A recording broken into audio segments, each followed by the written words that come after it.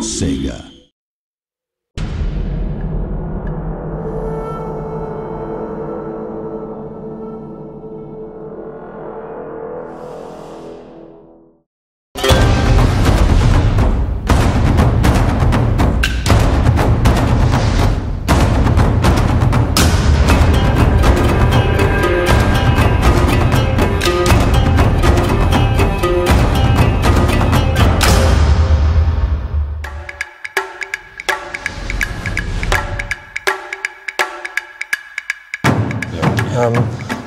For a PC game, Total War's always had fairly weak multiplayer.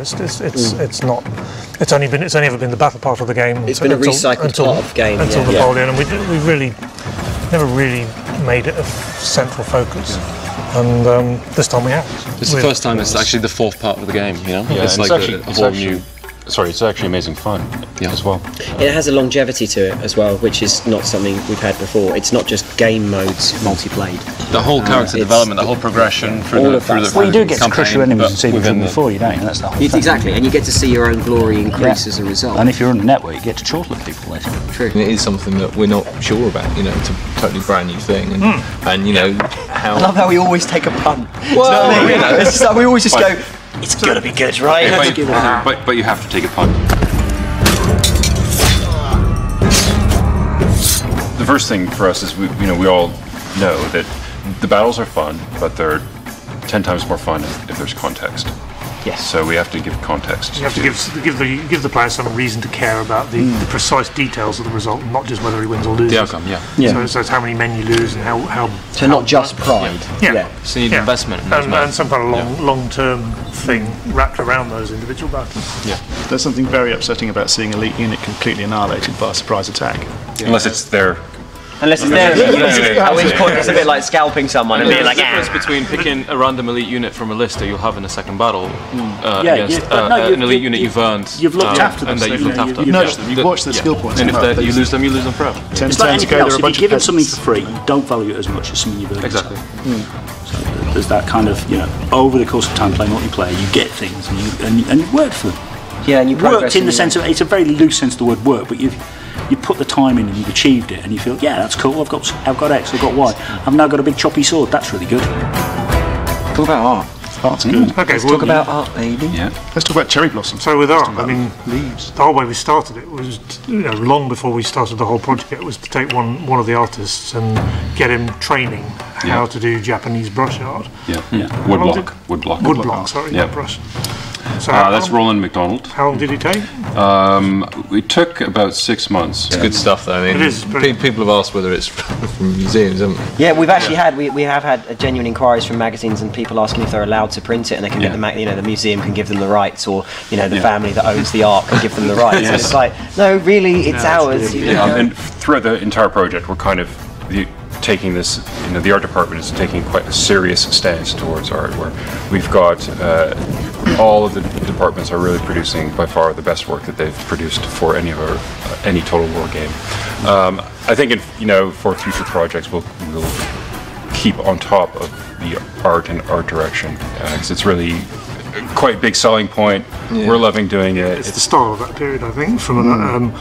I really liked the sort of atmosphere and style of Shogun 1, and we'd not really got anything like that in any of the intervening games, and it was a chance to do art again.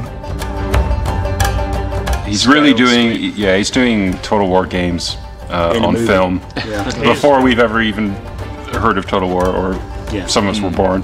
If you haven't watched Seven Samurai, you haven't been paying attention. He's got thousands of guys. He's portraying different emotions. It's all that sort of Bran, isn't it, with the battle that's entirely silent until there's one gunshot and then the sound cuts in.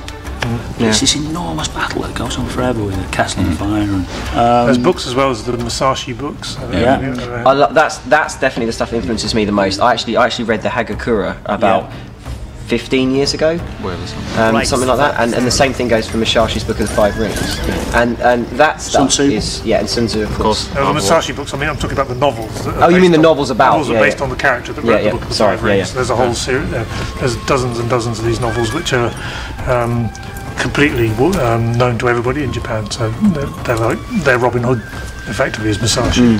Jack's got some on his desk. Yeah. Yes. And there's this. I can't remember the name Jack is of the officially website. the holder of the most geeky thing I've ever seen done at CA. Right now, this is seriously geeky? right. Okay, this is super geeky. Okay, we're a company full of guys who like board games and make games about historical warfare. Okay, so this really has to take a title. And Jack, I actually once saw him creating a unit on screen. This was actually for Napoleon. He was creating a unit on screen for Napoleon, and he said something like, "17th Hussars didn't have brass buttons on the top point of their uniforms. Expelliarmus!" And then deleted it. And I was like, I literally had to stop and tell him that was the most awesome piece of geek I've ever seen in my life. This is where Japaneseness in some way helps us out from a gameplay point of view. Craziness. Because when you've got all kinds of banners in the like we're saying before, you've got all the different Japanese banners. They're very UI focused. Yeah.